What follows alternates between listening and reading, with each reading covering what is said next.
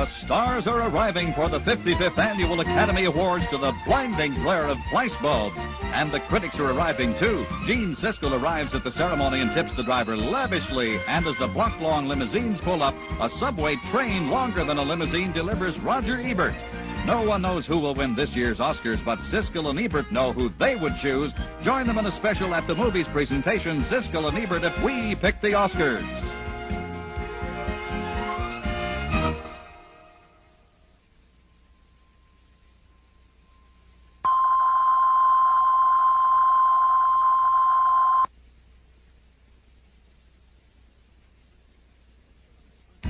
Siskel and Ebert give their choices for the Oscars in a special At the Movies presentation. Siskel and Ebert, If We Pick the Oscars.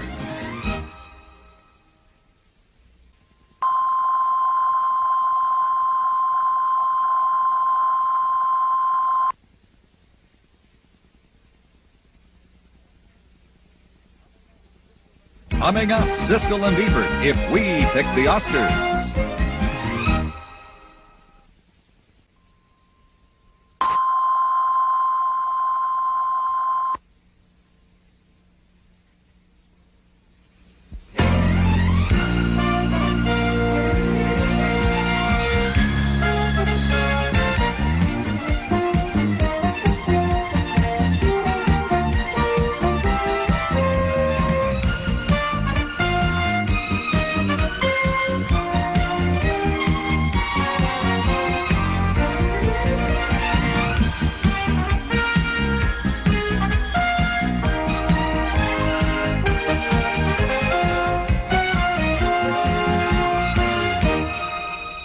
Well, you get there any way you can. It's the biggest night of the year for Hollywood, the Academy Awards night. It started 54 years ago in 1929 as a dinner for 250 people, and now the show is broadcast to 1/3 billion people worldwide.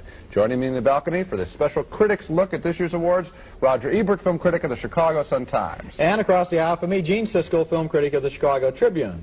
And an opening announcement about our ground rules on this program. This program is not going to be devoted to our predictions of who we think will win the Oscars on April the 11th. The two of us are critics. We're not handicappers.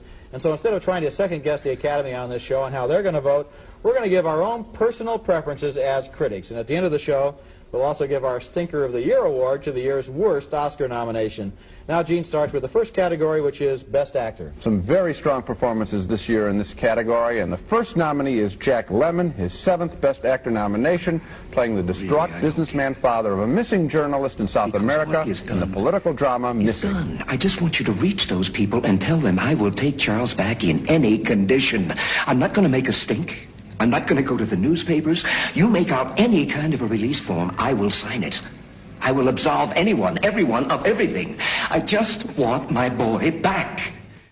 Actually, I don't think there's anything special about that performance. It's mostly Jack Lemmon's familiar mannerisms that frankly got annoyingly hysterical at the end of the picture. In my opinion, he got the nomination in part because he's so popular with his fellow actors. What do you think? I call this an obligatory nomination. You take a popular Hollywood statesman, you give him a political movie that makes a serious statement. He wins the award at the Cannes Film Festival, so give him the nomination. If they'd shown a little more imagination, they might have given it to one of the younger people who had something good this year, like Kevin Kline in Sophie's Choice or Richard Gere in Officer and a Gentleman. I agree with you. I think it was a much better role than the Gere role. The next nominee, Peter O'Toole, his 7th nomination. He's never won, giving a marvelous comic performance as a 50s movie star trying to stay sober in the wonderful comedy My Favorite Year. Comedy is such a mystery to me. I feel the way Edmund Kean did. The great English actor. On his deathbed, Kean was asked how he felt. He answered, "Dying is easy.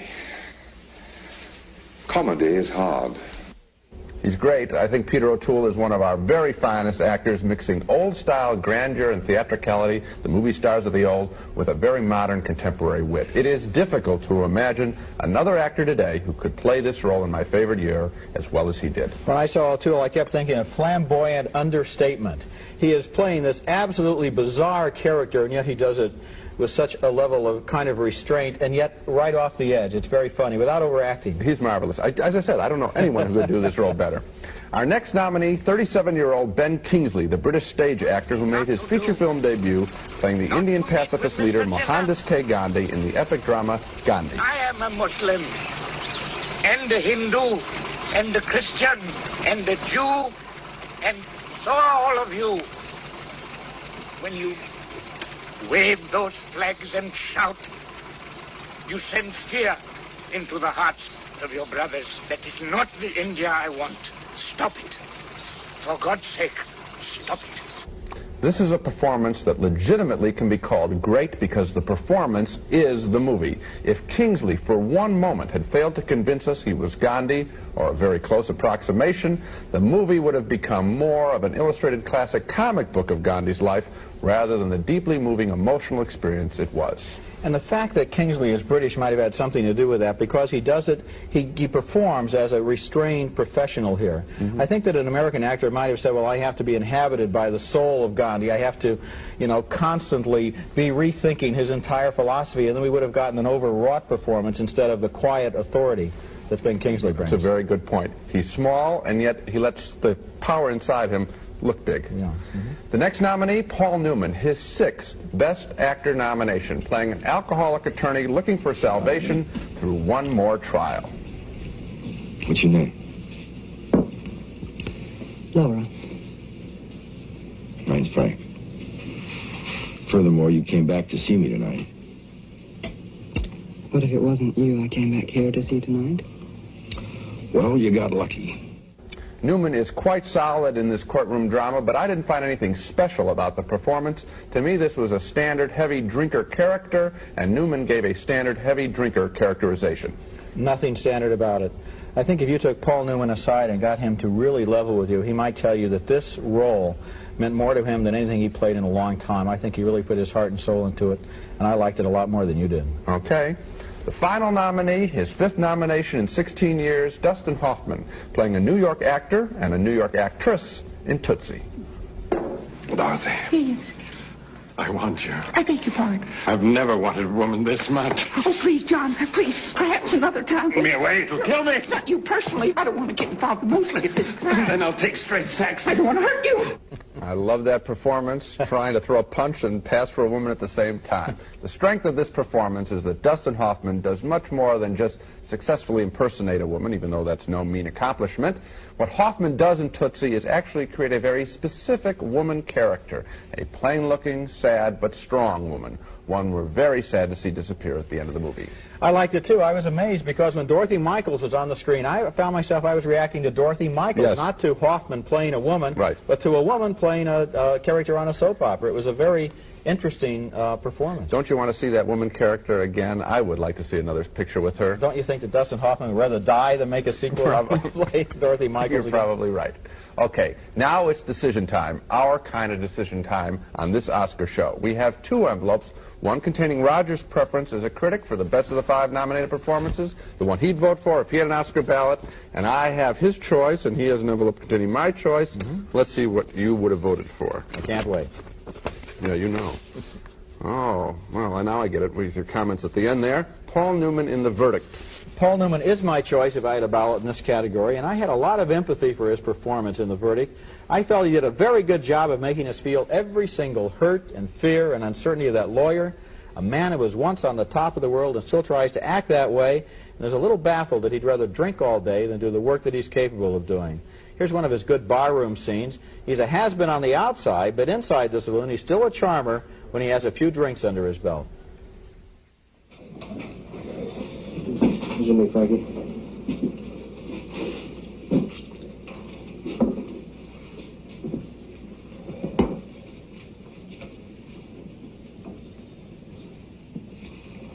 Did you find an apartment? Still looking. You changed my life today. What'd you do? Changed my room at the hotel. Why'd you do that? TV didn't work.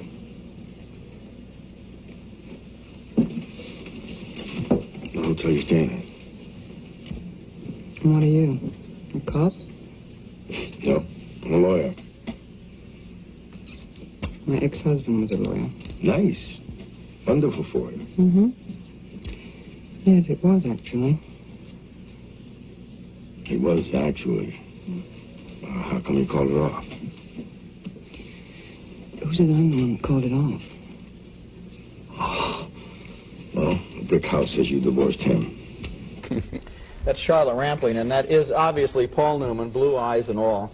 A lot of the actors who are nominated this year are in real complicated disguises. Not Newman, he looks just like Paul Newman. But actors love disguises. They love to grow beards or shave their heads, wear funny costumes, pretend to be somebody else. But for my money, it's a lot harder to be somebody else when what you're disguising is yourself. And Newman, who looks just like Paul Newman in this movie, sounds and feels like Frank Galvin, an alcoholic trying to pull it all back together again. And I think Newman's performance was a lot harder than it looks for that reason. Okay, well now why don't you get to my choice?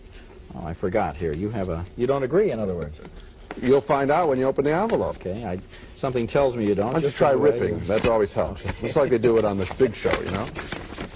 And your choice is Dustin Hoffman for Tootsie. That's exactly right. I'm casting my vote for Dustin Hoffman in his double role in Tootsie. Why? Because just like with Ben Kingsley and Gandhi, Dustin Hoffman's performance in Tootsie is the movie, the whole movie. We believe the woman character he creates in Tootsie. We see that character of Dorothy Michaels, and because of this, Tootsie becomes a rich, tender comedy. It really is something special. Here's a wonderful scene from Tootsie where Hoffman surprises his agent with his woman's disguise. Watch the way he pops from one character to the other. The agent is played by Sidney Pollack, who directed Tootsie. Wait a minute. Wait. I'm new in town and I'm awfully lonely. I wondered if you wouldn't mind buying me lunch. Wait, hold on. You can't. Gregory, this was... Ah! George. It's Michael Dorsey, okay? Your favorite client. How are you? Last time you got me a job, it was a tomato. Oh, no. Yeah? No. Swear to God? Michael. Yeah. Oh, God, I begged you to get some therapy. I know, and you also told me that no one would ever hire me again. Jesus Christ, you think this is going to make a difference? I got a soap, George. I'm the new woman administrator on Southwest General. You're You ought to what? Congratulate me. They almost didn't hire me because they thought I looked too feminine. Something from the bar. Isn't that amazing? Please, could you give me a double vodka right away, please? You know? For the lady? Oh, how about a Dubonnet with a twist? Yes, ma'am. Thank you. That's a lovely glass. Thank you. Welcome. That is dazzling. One of the greatest attributes an actor can have is something that George C. Scott calls a joy of performing quality, meaning that while an actor is disappearing into his character, the actor silently gives off a joyful quality that shows he is enjoying performing for us. I don't know any actor who displays a greater joy of performing right now while staying in character than Dustin Hoffman. His character of Dorothy Michaels and his character of the actor Michael Dorsey, the guy with the deep voice there in the dress, are both sad and joyful at the same time. Hoffman gets my vote, and just because he won an Academy Award 3 years ago for Kramer versus Kramer doesn't mean that he doesn't deserve another one right now. So we have a disagreement in this category. Okay. We choose different people, and the discussion is not over because coming up at the movies, we're going to support our separate choices by borrowing a technique from TV sports. Instant replays of the scenes that you just saw, but with our comments.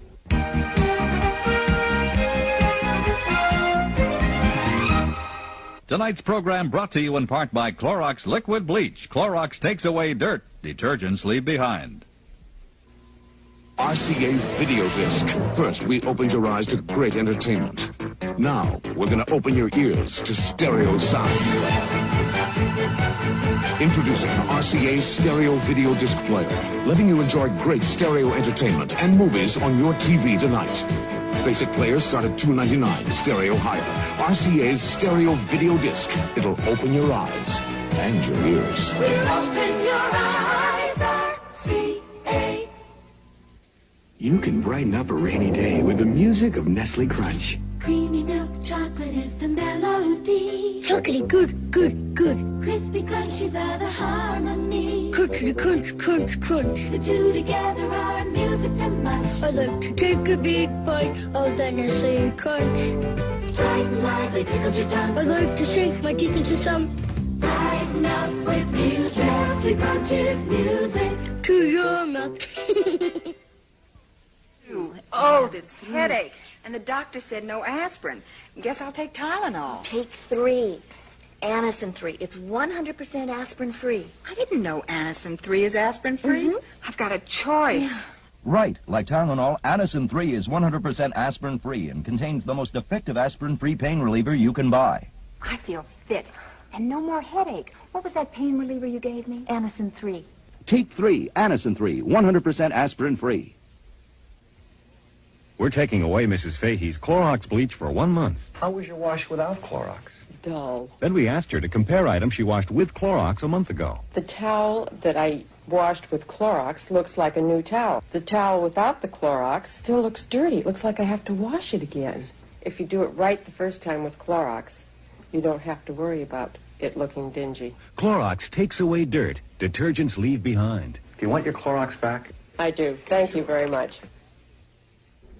Well, I was just arguing with Gene, or explaining to Gene, that Paul Newman's performance in The Verdict was all the more subtle because he starts out with his own materials, his own face, his voice, his eyes, his own mannerisms, and he makes somebody completely different out of those tools. And now I have to defend that. And I'm going to use an instant replay technique from television sports.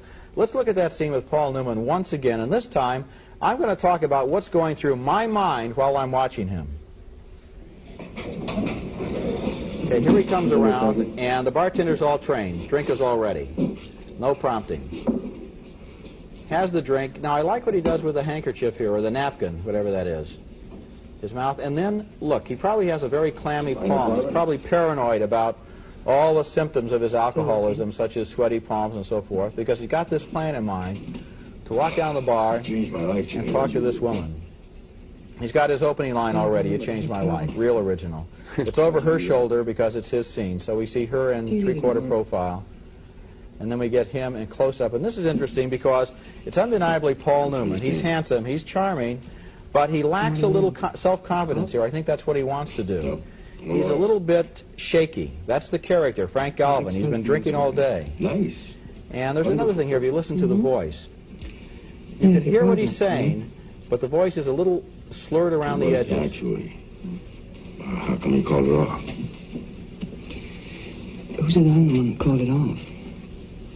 Oh, well, the brick house says you divorced him. There's just that slight edge of formality in his voice there, as if he has in his mind what I want to say and how I'm going to say it without sounding as drunk as I know I am.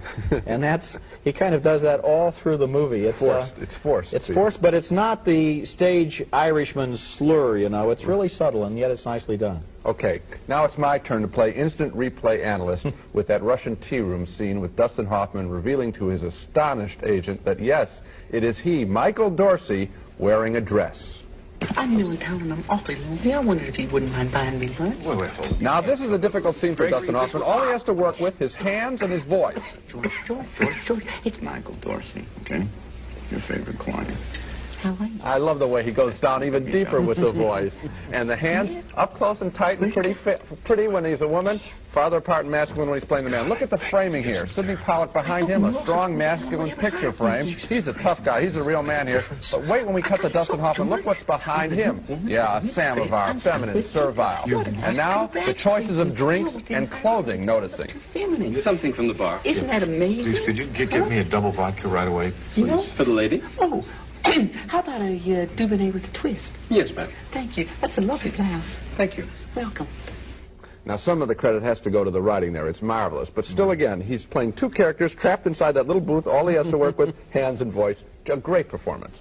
Well, it is a good performance. But, you know, a lot of people looking at this category would probably say that the best performance was by Ben Kingsley in Gandhi, and he was not the choice of either one of us. Right. He's a favorite of the serious acting school. Right. I think it was a great performance, and it's sort of a toss-up between Kingsley and Hoffman for me, frankly. I'm picking Hoffman because he accomplished something I'd never seen before in the movies. A man playing a woman character convincingly, not Cary Grant in drag, not Jack Lemmon in drag, and something like that. A real full character. I give him the nod on that basis. I liked Hoffman, too, but I would put him third after Newman and after Kingsley, because I think that basically what he was doing was a good, sound, professional performance, and I feel that Kingsley to a degree, and Newman even to a greater degree, are really playing these roles from their heart. I don't believe that Dorothy Michaels really comes from Dustin Hoffman's heart so much as Dorothy comes from his skill, from his craft. I buy the heart there. No, I think there's a heart there. I think there's a very sad, sweet woman. I think that's why you were touched, as you mentioned, by the Dorothy Michaels character. That's why we remember the character. Let me ask you this question, though. Do you think Paul Newman could play the role that Dustin Hoffman did?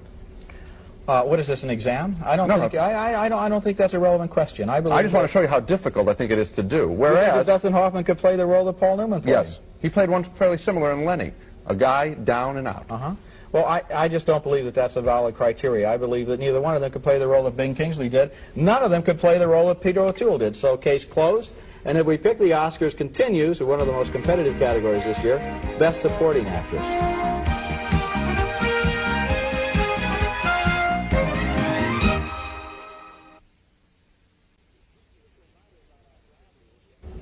Just a reminder about our ground rules. We're not predicting the Oscar winners on this special program. What we're doing is giving our own choices if we pick the Oscars. And the next category is Best Supporting Actress. Let's take a look at this year's nominees. This is Leslie Ann Warren's first Academy Award nomination. She plays James Garner's dippy girlfriend in Victor Victoria. That was it. Enchanted. Oh, me too. Well, what do you think of our new star? He thinks he's a phony. Oh, I think she's very talented. But he doesn't think you're a man. I'll tell her what I think. Her, you see? Norma, Mingle. Oh, sure. Our next nominee is Kim Stanley, who played Frances Farmer's possessive, domineering stage mother in the movie Frances. Frances, you can't do that. You can't do that to your fans. I mean, they stuck through this whole nightmare with you. You can't turn your back on them. They love you. Mom, haven't you heard what I said? I told him that he could come up here and that you would prove that you're all right. Next nominee is Glenn Close in her feature film debut. She played Robin Williams' cheerfully eccentric mother in The World According to Garth. Paul? Oh, yes.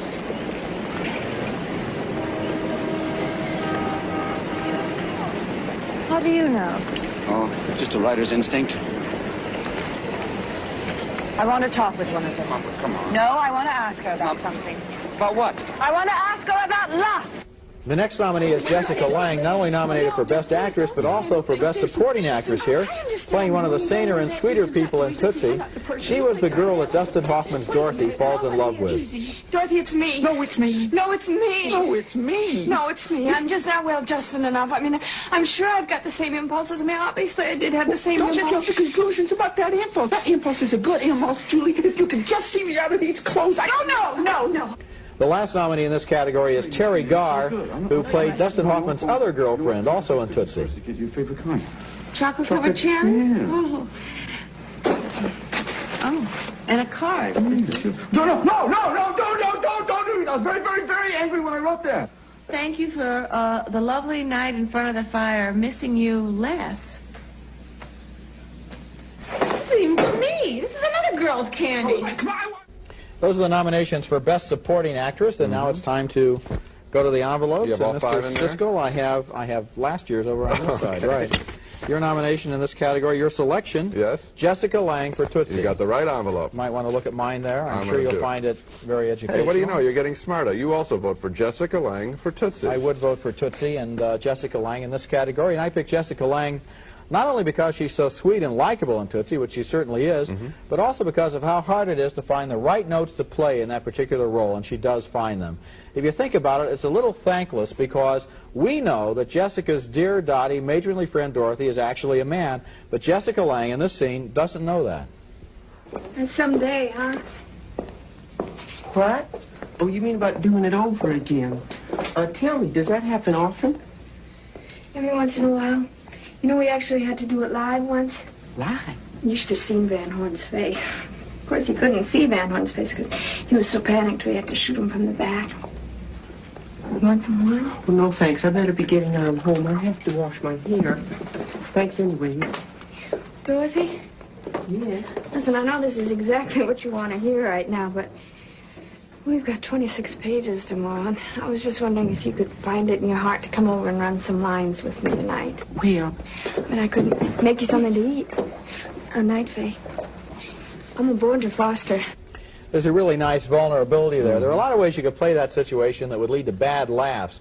laughs at the wrong thing. But Jessica Lange is so sincere and so open in the way she plays it that it works. And because her crucial character works in this movie, the whole movie works. It'd be bad if we thought she was a dummy and just didn't know that this woman was a guy. That wouldn't work. You know, she's so sweet and vulnerable. You're exactly right. I thought of Marilyn Monroe's character in Some Like It Hot, Sugar King, always getting the fuzzy end of the lollipop. Same kind of character here, beautifully played. But another reason that I'd vote for her, frankly, is her character is much larger than the other 4 nominated supporting actresses. And because it's larger, it stands out Well, you're more. not saying that she should get the nomination because she has more lines of dialogue, No, but I am saying that these competitions are kind of unfair because the size of the parts can vary dramatically in both the lead category and in the supporting category. Okay, If We Pick the Oscars continues next with the Best Actress category.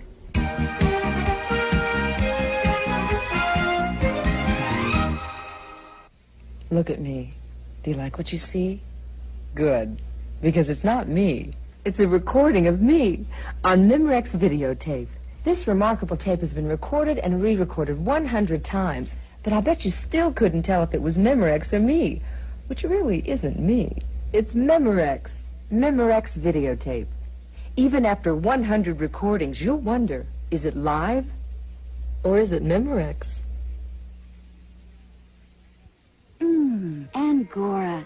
Sweaters do a lot for me, so I do a lot for them. Whether it's cashmere, Shetland, I trust all my washable sweaters to Woolite. For just pennies a capful, Woolite bays washable wools in safety, so the sweaters I love won't shrink, stretch, or fade.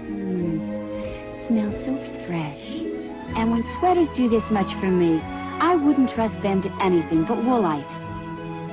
I trust Woolite. This is a Glad 3-ply trash bag from the #1 name in trash, and that is a typical bargain bag. They're so unpredictable. Try a Glad 3-ply. We've taken one tough tear-resistant ply and reinforced it with not 1 but 2 puncture-resistant plies. It's the strongest regular trash bag we've ever made. It is stronger. Try Glad 3-ply. We're #1, we're tough, and we're glad. Use sandpaper to clean your bathtub? Ridiculous. Yet, if you're cleaning with scouring powder, you're probably using the same harsh, scratchy abrasives found in this sandpaper, and that can do rough on your tub. That's why Soft Scrub is better. It's a liquid cleanser that cleans like a scouring powder, but because it has milder abrasives, it doesn't scratch like one. Soft Scrub cleans even tough soap scum like this, but leaves no sandy grit. Try Soft Scrub. Cleans like a scouring powder, but doesn't scratch like one. And now we come to the Best Actress category, and frankly, this is a much weaker category than the Best Actor category this year because the roles for women in movies still are nowhere near as strong as those for men. The nominees include Julie Andrews, her 3rd nomination, first in 17 years since The Sound of Music, playing an out-of-work singer in Paris in the 30s, and who, and this is kind of tough to follow, she masquerades as a male singer who impersonates a woman in his act in the musical comedy Victor Victoria. Baby,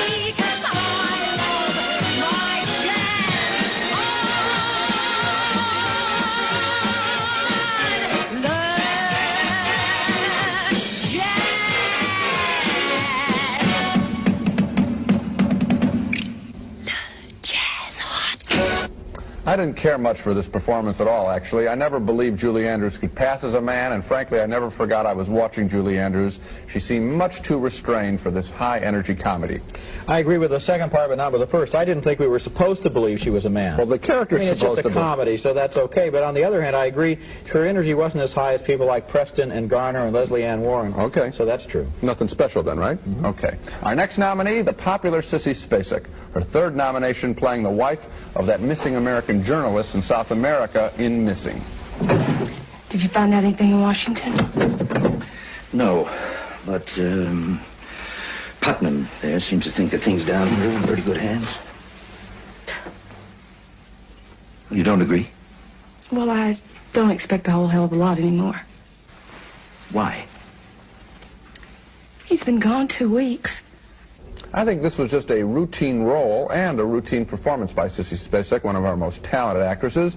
Nothing special here, but then again, she's not asked to do anything special. Well, I was not one of the big fans of Missing. I think it was sort of overrated. I think her performance is sort of predictable, and she's done a lot of better work than this. Okay. Yeah. Our next nominee, Meryl Streep, her 4th nomination in just 5 years. She plays a Polish professor's daughter who suffered unspeakable horrors in a Nazi concentration camp. The movie is Sophie's Choice. When I was a little girl, I remember I lay in bed and I hear my mother downstairs playing the piano and the sound of my father's typewriter. I think no child has a more wonderful father and mother. This was a great technical performance. Meryl Streep mastering Polish and German and English as it would be spoken by a Polish immigrant. And it also was an extraordinarily soulful performance, with Streep having to play, in effect, a beautiful woman with a disfigurement. Not a visible scar or a limp or something like that, but a soul that has lost some of its faith in itself and it's its fellow human beings. You're right that a lot of the drama here is off screen. There are whole stretches of Sophie's Choice where we don't know why she's acting the way she's acting. Later on we find out and we go back and we can think about it. It's really a good performance. She's mesmerizing. Also nominated in the Best Actress category, Deborah Winger. Her first nomination portraying a Seattle paper mill worker who falls in love with a young Navy cadet and she doesn't want him to get away. No problem. I'm going to try real hard not to fool anybody about who I am, what I want. I know who you are and what you want. And what do you want? I want to have a good time until you have to leave. I've really grown to take Deborah Winger more seriously as an actress lately. Originally, I thought she was just like a lot of her roles, a cute little girl woman. But there is a core of steel in each and every one of the characters she has played. And my guess is that Deborah Winger, the actress, puts that toughness in her characters as much as any scriptwriter does. A nice performance. And the steel would be appropriate here because this character that she plays is working for a living. She's working hard all day. She has very few joys in her life. She knows what she wants. She goes after it. And that's very well acted in this particular movie. And because she looks so young and girlish, I think she doesn't get enough credit. Could be. Okay. Our final nominee for Best Actress, Jessica Lange, her second nomination this year, playing the lead role of actress Frances Farmer, a Hollywood star of the 30s who sadly spent a lot of time in mental hospitals. Frances Farmer was an actress understandably sour on the way Hollywood treats women. I'm going to Hollywood. You an actor? Hell yes. Well, I'm still in school, but... You're serious about acting? Well, yes. Don't go to Hollywood. Why? Because it'll crush you. You sound as if you hate it. No, I'm just not that anxious to get back. There's a tendency, you know, always to think it's great acting when an actor or actress plays a tragic character and does a lot of screaming. But so much of what Frances Farmer experienced is so awful, the arrests, the mental hospitals, that I have to give credit to Jessica Lange for giving the character of Frances Farmer enough life and spirit that the movie worked and wasn't a total bummer. A very strong performance. And she provides the dramatic center, too, because the movie just doesn't give us a lot of easy answers, like here's a list of the villains who destroyed her life. She's on in almost every scene, and she's got to play against these people in such a way as to let us know what's going on. And we also begin to think she was her own villain, too. Yes, that's right. And now it's time for the envelopes, please. And I'll thank myself. Here it is. Okay, and your vote, the one you would pick of the 5, Meryl Streep. Meryl Streep for Sophie's Choice, very definitely. And I have your ballot here, right here, and it says Meryl Streep for Sophie's Choice. That's right. We're very good choice here. Excellent choice. Well, I voted for her, too, though it's a very close call for me between Streep and Jessica Lange. Again, comparing these roles is sort of silly, but if I had to vote, I'd vote for Streep. I'm not the biggest fan of the movie Sophie's Choice, as I mentioned, but it did come alive for me each time that Meryl Streep was on the screen. In this scene, she tells a young writer who has moved into the same rooming house where she and her boyfriend Nathan live how Nathan saved her life. I had scurbut. No. She means the scurvy. Yeah, I had... And typhus and anemia and scarlet fever. It was a miracle that she emerged from that camp alive. Right. I mean, I thought that I had leukemia. I thought I was dying. But it was Nathan that said that it was only anemia. Are you a doctor? No. That's my brother's domain. But I'm a biologist. Yeah. I graduated in science from Harvard. And he was the MA in developmental and cellular biology. Yeah, I do research now. He works at Pfizer. Pfizer, it's a big pharmaceutical house here in Brooklyn. Anyway, I took her to this friend of my brother's, a doctor who teaches up at Columbia Presbyterian. Yeah. He confirmed my diagnosis. And we put the little sweetie here on massive doses of ferrous sulfate. And she began to bloom like a rose. She does look like a beautiful flower there. Even when the others are speaking in that scene, my eyes were always drawn to Meryl Streep, not because she was using any scene-stealing tricks, but because she made Sophie seem like such a special, glowing character. And Meryl Streep has done that with each of the characters she has played, even that rather drab young woman she played in The Deer Hunter. And that glow of life is what gets my vote. You know, a lot of people talk about the accent in there as if it were some kind of a trick. And as a matter of fact, she is so good at speaking English as if she were Polish, at least to my ear. Yes. That is not an accent at all. It's Sophie speaking. And movie accents are a joke going back 30 years. I mean, all the Germans all spoke the same way. Yeah. All the British spoke the same way. This is part of the performance. It's not a trick at all. I agree, and what I like is sometimes the way she's talking there, she doesn't realize how tragic her story is there. She is like a creature that has been cared for, and she's not a full person there. She's acting almost like a child there. She's had her life reconstructed. It's beautiful acting. I want to see if you notice one other thing. When the others are talking, they're speaking her second language or her third language, English. She lets one beat go past before she responds to what has just been said in English, just long enough so that her character could figure out what was just said. That's good eyes. A small touch, but it's very nice. Coming up next, the Best Supporting Actor category.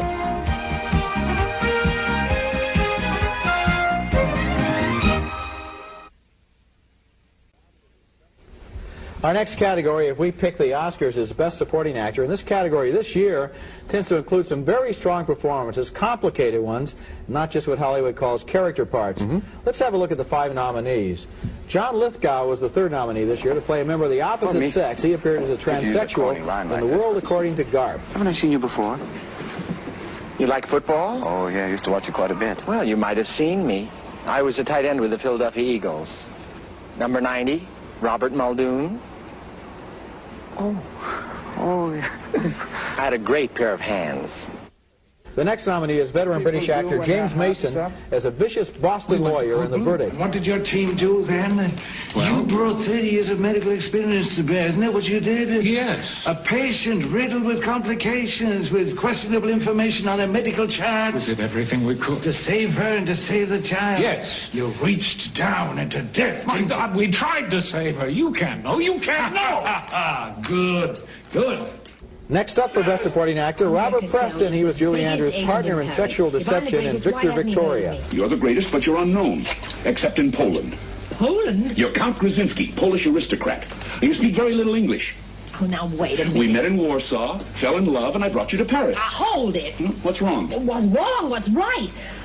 A woman pretending to be a man, pretending to be a woman? Ridiculous. Lou Gossett Jr. was the drill sergeant, and an officer and a gentleman. He was taking Richard Gere's defiant attitude as a personal challenge. I done some checking. I looked through your files. I know about your mama. They don't eyeball me. You know your father's an alcoholic and a hoe chaser. That's why you don't mesh, Neil. And Charles Durney was the best thing in The Best Little Whorehouse in Texas, doing a dance as the state governor. I am taking certain steps here. Someone somewhere's gone. I have to close her down. Ooh, I love to dance a little side step. Now they see me, now they don't. I've come and gone. And ooh, I love to sweep around the wide step. Cut a little swamp and leave the people on. Well, those are the nominees for Best Supporting Actor, and now it's time for our decision. Who should win in this category? If we were making the choices. You're in for a real surprise. Mr. Siskel votes for Lou Gossett Jr. That's right, in an officer and a gentleman. Want to congratulate you on it? Okay. Well, this is getting sort of pathetic. That's You right. agree, Louis Gossett Jr. in An Officer and a Just Gentleman. goes to show you, Gene, that every once in a while you are right. What I liked about Luke Gossett are the choices that he made to make the role from collapsing into cliches. And let's face it, we've seen this basic character before in dramas and comedies lots of times, and we know more or less what's going to happen with this drill instructor. He's going to make it his personal business to break the defiance of the young recruit, and that's exactly what Gossett does in this scene, finding non-regulation shined shoes. In every class, there's always one joker who thinks that he's smarter than me. In this class, there happens to be you. Isn't it mayonnaise?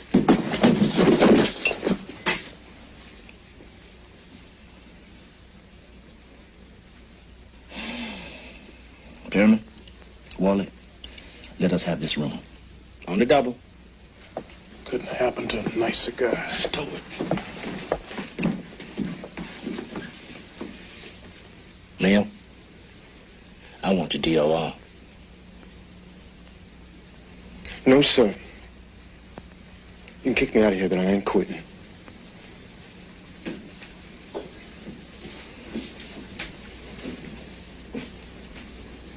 Get into your fatigues, Mel.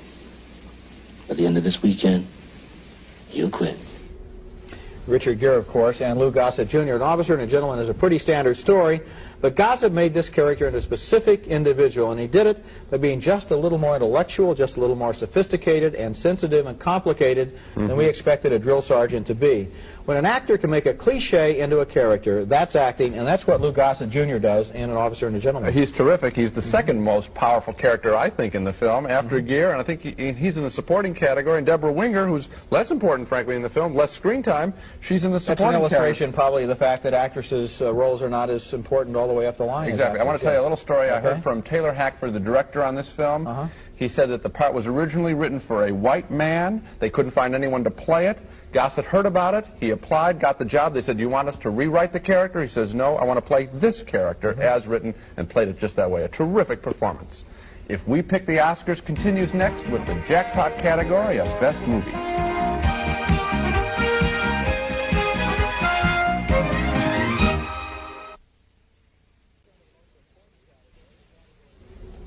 Now we come to the most important category, the category that could almost guarantee a movie immortality, Best Movie. The nominees this year for Best Picture include Gandhi, the life story of the great nonviolent Indian leader, an epic production this was, literally with a cast of thousands. Mahatma Gandhi has become the spokesman for the conscience of all mankind. He was a man who made humility and simple truth more powerful than empires. And Albert Einstein added, "Generations to come will scarce believe that such a one as this, ever in flesh and blood, walked upon this earth." The next nominee for Best Picture is E.T., the top box office movie of all time, about a lonely little extraterrestrial stranded light years from home. Gates open. Look at these.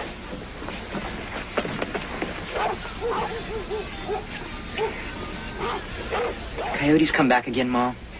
Okay, party's over. Everybody back inside. Here. Hurry up. Quick, hurry up. Tyler, give me that knife. Oh, great. Nice one, Elliot. It was an accident. A pizza. Yeah. Who said you guys could order a pizza, huh? Him. But in the house. You geek, man. Mom, it was really her. Douchebag, Elliot. Don't douchebag talk in my house.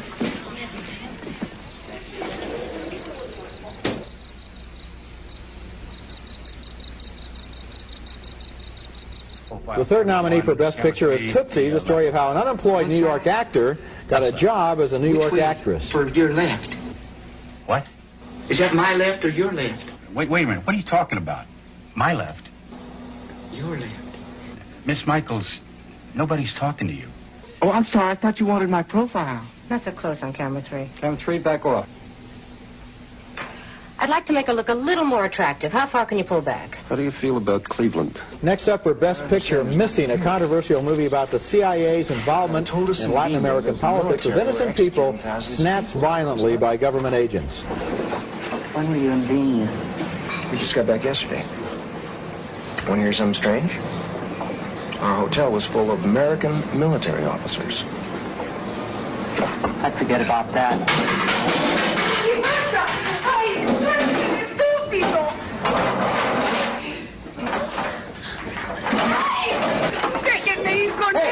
Hey, wait a minute. Give us a minute.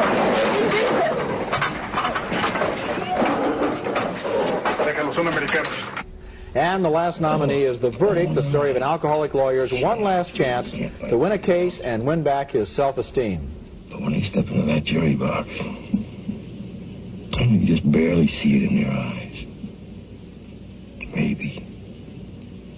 Maybe what? Maybe I can do something right. And with those nominees for Best Picture, it's time for me to open Gene's envelope. Yeah. Boy, this Kill it. Burn These it. envelopes are industrial strength. And Right. your selection for Best Picture would be Tootsie. That's exactly right. For me, it was an almost perfect comedy. In this wonderfully alive scene, Dustin Hoffman, masquerading as an actress without anyone else knowing, makes his first appearance on a live TV soap opera. 5, 4, 3. Anthea. Oh, Anthea. Freeze up, ready, 125. Oh, Anthea. Tooth in your nose. Nurse Charles, are you insane? I'm Emily Kimberly, the new hospital administrator. Nurse Charles, what on earth is going on here, dear? Help me get her to her feet, Miss Kimberly. Guns up. John's going too. Oh. Nurse Charles, tend to your patient and think on your own time. Is that clear? Yes, Miss Kimberly. Kimberly. Dr. Brewster, you and I must talk. Talk to me, Rita. You want to keep rolling? It's okay. The girl says it. You haven't changed at all, Emily. Oh, but I have, Medford. You know, Emily, there's no reason for us to be in opposite camps. We can rule Southwest General together.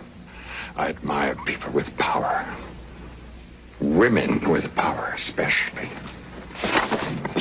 You really God, she hit him on the head. Rita, she hit him over the head. And then not consider a threat? I'm afraid, Dr. Brewster, that you have underestimated me. If you want to win me over, you'll have to deal with my mind and not my lips.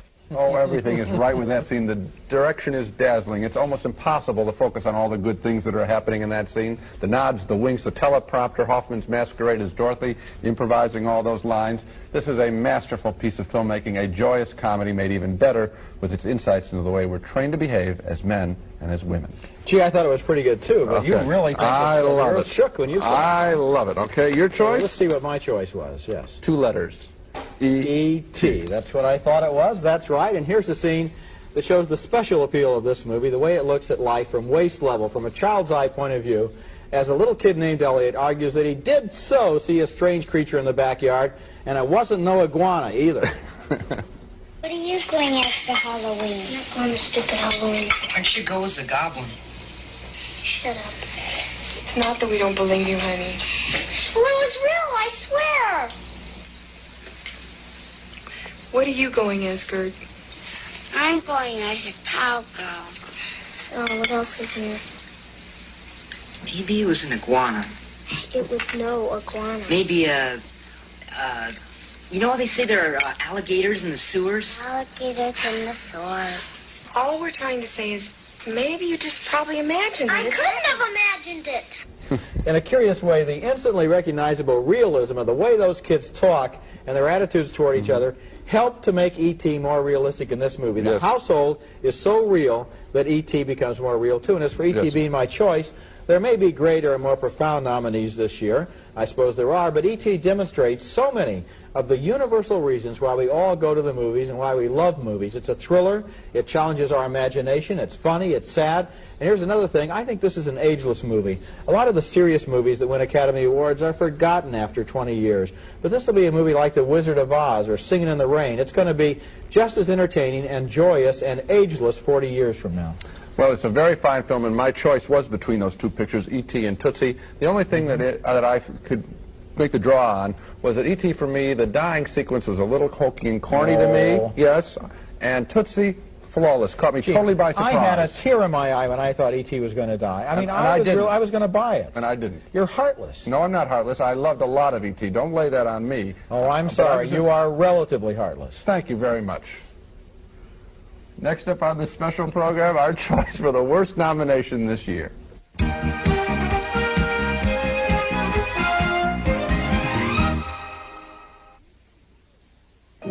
Howdy, Sprout. You want some cheese? The giant does. But which one? Well, he makes a brand new cheese sauce. Brand new? Yep. Now his good broccoli and cauliflower come with a new white cheddar cheese sauce. Great. I'll take white cheddar. Of course, he still makes his golden cheese sauce, too. Now his broccoli and cauliflower come in 2 kinds of cheese sauce. 2 cheese sauces sure take a lot of cheeses. Ho, ho, ho. Green Giant. Here's a whole new way to make a dessert. It's Jumbles. Fudge Jumbles. New Fudge Jumbles brand dessert mix. A fresh idea from Pillsbury. Bottoms chewy oatmeal, middle's moist and fudgy topped with oatmeal. It's Jumbles. Fudge Jumbles. More than a brownie, nothing like a cookie. It's Jumbles. Fudge Jumbles. Fudge Jumbles, the new dessert idea from Pillsbury. The freshest ideas are baking. New Fudge Jumbles. Baking at Pillsbury. So much for the classy nominations. Before we go, there's one more award that Roger and I would love to give, and that's to the worst nomination on this year's list, the stinker nomination of the year. This is a joint vote between Roger and me, and Roger, you have the This is the Academy Award Stinker of the Year, and the suspense is building since we both know that this is a 3-way tie. You're right. The winners of the worst nomination this year are, you'll hand me that envelope? Okay, there they are. I'm sure you've forgotten the names. Oh, yes. Alan and Marilyn Bergman, Alan and Marilyn Bergman, and Alan and Marilyn Bergman. A clean sweep. They wrote the lyrics for an unprecedented 3 of the 5 nominated Best Original Songs. And the songs are, How Do You Keep the Music Playing from Best Friends? Remember that one? No. It Might Be You from Tootsie. Were you singing that as you walked out of the aisle? I was forgetting it. Thank you. And If We Were in Love from Yes, Giorgio, with opera star Luciano Pavarotti falling in love with Catherine Harold. Here's the way that song sounded. Just imagine